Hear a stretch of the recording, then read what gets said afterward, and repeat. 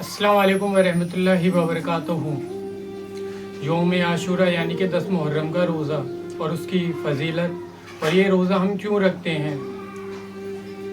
तो ये सबसे पहले ये इस रोज़े की फ़जीलत क्या है। अल्लाह के रसूल सल्लल्लाहु अलैहि वसल्लम का फरमान है कि जो कोई भी शख्स यौम आशूरा यानी कि 10 मुहर्रम का रोज़ा रखेगा तो अल्लाह तबारक व तआला उसके पिछले एक साल के सारे गुनाहों को माफ़ फरमा देगा।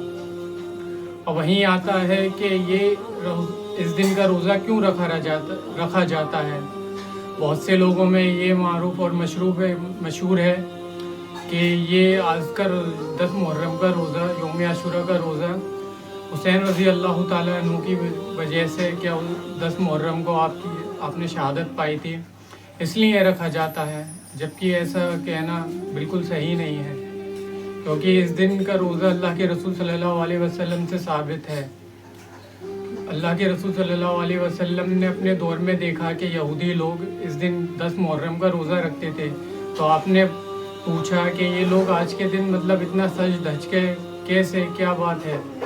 तो आप सल्लल्लाहु अलैहि वसल्लम को बताया कि आज के दिन अल्लाह तबारक व तआला ने मूसा अलैहिस्सलाम को फ़िरौन से निजात दी थी, यानी कि 10 मुहर्रम वाले दिन अल्लाह तबारक व तआला ने बनी इसराइल को फ़िरौन से और उसके लश्कर से निजात दी थी। फ़िरौन और उसके लश्कर को अल्लाह तबारक व तआला ने पानी में गर्क कर दिया था।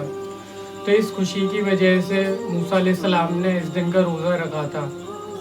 जब अल्लाह के रसूल सल्लल्लाहु अलैहि वसल्लम ने ये सब सुना तो आपने फरमाया कि हम लोग बनिस्बत तो मूसा अलैहिस्सलाम के ज़्यादा करीब हैं, यानी कि यहूदी लोग तो उन्हें नहीं मानते जबकि हम लोग ज़्यादा मानने वाले हैं, तो लिहाजा इस दिन का हम भी रोज़ा रखेंगे। वहीं आपने फिर आगे फरमाया कि यहूदियों की मुखालफत करो, यानी कि ये लोग 10 तारीख का रोज़ा रखते हैं तो इनकी पैरवी मत करो, 9 और 10 का रोज़ा रखो या 10 और 11 का रोज़ा रखो, क्योंकि अल्लाह के रसूल सल्लल्लाहु अलैहि वसल्लम ने यहूदियों की मुखालफत करने के लिए हमें कहा है, यानी कि उनके बिल्कुल नक्शे कदम पर मत चलो। जैसे कि हदीस में आता है कि अपनी मूँछों को तराशो, यानी कि मूँछों को काटो और दाढ़ी को छोड़ दो, क्योंकि ये यहूदियों की मुसावत से बचना है।